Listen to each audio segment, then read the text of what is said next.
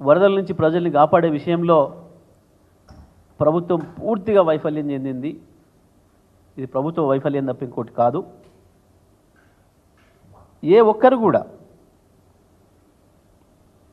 ముఖ్యమంత్రి, మంత్రులు ఎవరంటే ఒక్కరు కూడా ఇక్కడ అందుబాటులో కనపడలేదు. నిజమే, ఒక మంత్రి గారు చెప్తారు, నేను పొద్దున్నాక ట్రై చేసినా, హెలికాప్టర్ అడిగినా ఎవరు రాలేదు. ఇదా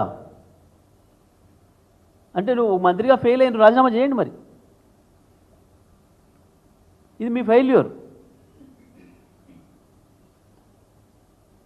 ఇక్కడ హకీంపేటలో, బేగంపేటలో 100 హెలికాప్టర్లు ఉన్నాయి.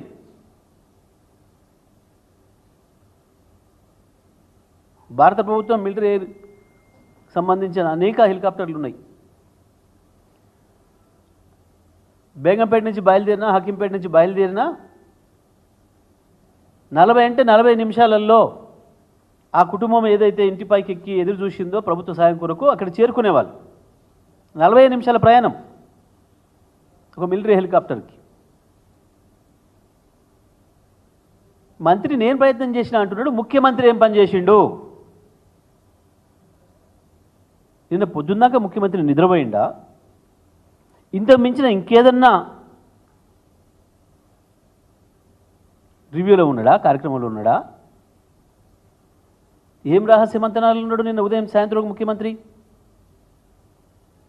ఎక్కడ కూడా ముఖ్యమంత్రి నిన్న ఏం పని చేసిండు అనే దానికి సమాచారం లేదు ప్రజలకి.